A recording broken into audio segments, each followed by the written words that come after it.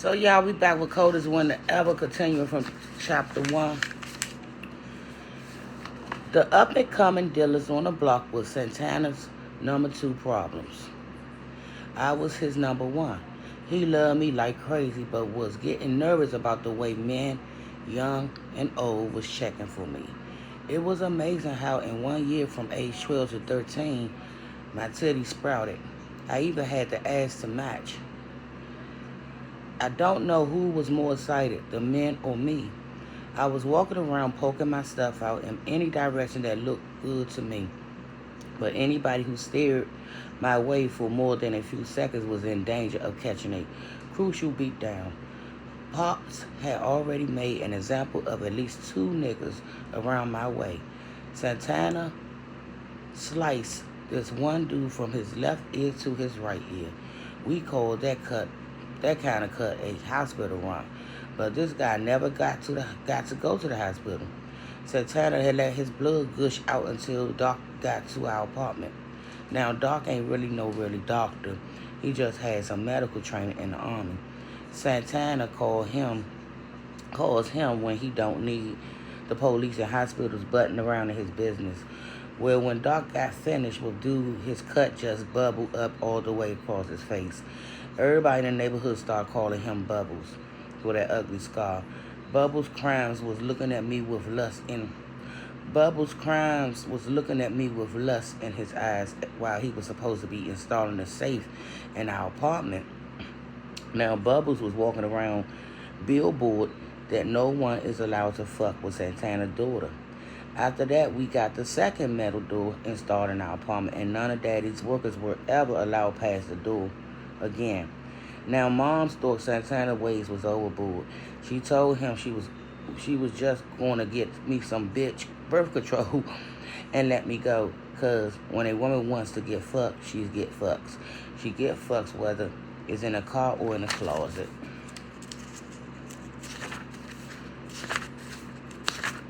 But I was gonna finish. Suggestions like this just got Santana more crazy. He made it clear to Moms, women is not a woman yet. None of these lowlights are going to make a trick out of my flesh and blood. Pops will pull me to the side, grab my shoulders with his strong hands and firm grip, stare into my eyes and tell me slowly, only a hard-working man, a sharp thinker who doesn't hesitate to do what he got to do to get you what you need to have deserves you. He repeated that lesson often. I would think to myself, only Papa fits that description. Now I love Papa, but I hate the way he cop blocks. Every teenage girl wants to cut loose and get close to the fire. But I was like a pot of boiling milk with the lid on. You know that's ready to explode and slide down the side of the pan. So my peeps kept me busy by giving me things to do all the time. I had to watch my baby sisters, Mercedes and Lexus, the twins. They was a real pain in the ass at 8 months old. Then I had to look out for my other little sister, Portia, who was 4. She wasn't half bad since she didn't shit all the time. Sometimes the 3 of them together got on my nerves so bad they almost made me want to go to school. But my policy was to go to school just enough so the authorities wouldn't kick me out. If I had a new outfit to show off or some new jewelry, I knew I'd get sweated for. Fine. But I wasn't going reports to school every day like it was some type of job when they weren't even paying for me for it. School was like a hustle. Teachers wanted me to come to school so they could get paid to control me. What do I get out of the deal? Enough said, I just wasn't having it. As busy as they kept me, there was Midnight. I guess he got that name because Midnight was about the only thing blacker than him. He was one of my father's workers. He was real serious like my father. He always looked like he was thinking deep thoughts and had a lot on his mind. I figured maybe he had a plan to take over the world. I liked that because he would need to own the world to win me. He never smiled. He didn't joke around like other niggas in our age group. He did his pickups and deliveries like clockwork. My father once referred to him as a strong young lieutenant. Santana liked him because he said he never tried to test or flex. He knew Santana was the boss and he was comfortable and cool with that. Midnight never attempted to skim pay late, or run games like some guys did when they first started out. I like Midnight for other reasons too. In the summertime, he wore white when he played basketball. His mother, whoever washed his clothes, must have been more handy than them happy homemakers on the TV commercial, because this shit was Crips. But what really got me was that black skin. It was smooth and perfect. It laid on top of his bone structure, tight like saran wrap. His arms were cut. I could tell he lift weights, but he wasn't all big and swollen like those little dick assholes in the magazine. He was tall yet medium-sized and perfect. His muscles were defined. His veins stuck out, emphasizing his strength. His neck was slim and strong. He would come to the park only on Sundays. I know because I was clocking him like that. He would be wearing a new sweatshirt every time. He held his money in a gold money clip. He would take the money clip with the money neatly stacked out of the sweatpants pocket. He'd take off his pants, stripping down to the basketball shorts he had on underneath. His powerful legs were as cut as his upper body. For this, I gave him mad respect. I can't tell you how many guys I've seen with strong upper bodies and legs like a chicken. He would put that money clip on the inside of his basketball shorts and play ball. My eyes would move in and out of his structure. I couldn't wait to put my lips against his skin and maybe even suck his collarbone or something. To make the package complete, Midnight kicks were always new and clean. Now, Midnight never paid me no mind. I wasn't worried about that, though, because one thing I learned from my mother is a bad bitch gets what she wants if she works her shit right. Pops always taught me something useful. Useful about patience. He said sometimes a victory is sweeter when it takes a long time to carry out the plan and you catch the person completely off guard.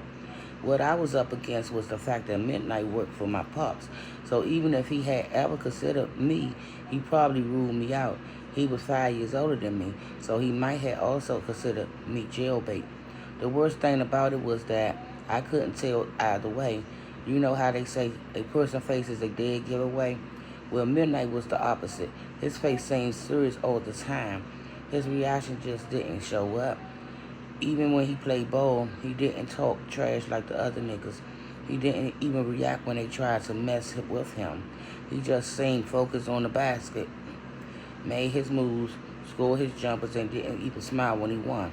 At first, to get his attention, I did the regular things like rocking my skirt extra mini, shortening my already short shorts, sporting halter tops and cute little bras.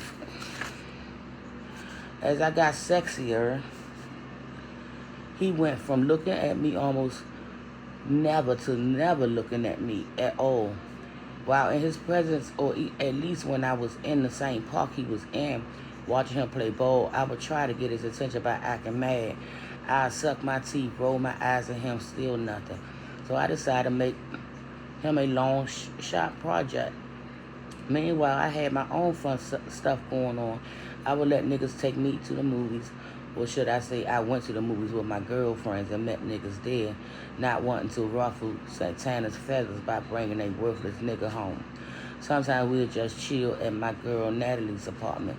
Her mom was never home, so we had free run of the place. Getting my first sugar daddy was no problem. His name was Sterling. I met him in Lower Manhattan at a grocery market when I ran into some chapstick on a fickle autumn morning. I guess my style just overwhelmed him because instead of reaching into the cash register and giving me my damn change, his eyes was sliding in between my breasts like he wished he could be one of my gold chains. I recognized him immediately as a sucker, somebody I could take for all he had. All his thoughts showed on his face. It was clear that I had his full attention as I gave him a blast of the ghetto attitude. I put my hand on my hips, saying, "My money or your life." He looked startled, stopped staring, and counted out my change. I laughed. "Do you need your receipt?" he asked with his enthusiastic, corny ass trying to prolong the conversation. "If that's all you had to offer," I said, with his serious look sprinkled with sexiness. He gave me my money and cleared his throat. Turned from the register with his cheap white dress shirt and $2 tie and followed me as I walked towards the door. I guess he had it like that. He could walk away from the register because he was the store manager.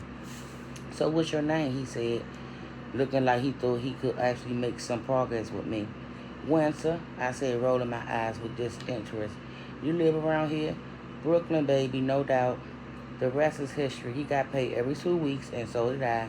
He worked at the store, and I worked on him. I had him buying me shit he couldn't afford. We ate at places he never knew existed. Whatever little money he took home and paid, I took my 25% like I was his freaking agent or something. It worked out smooth, him living in Manhattan out of Santana's eyesight. Besides, the little piece of cash he provided meant a new outfit, an extra gold bangle to my collection, whatever. Like Mom say, you can never have too much.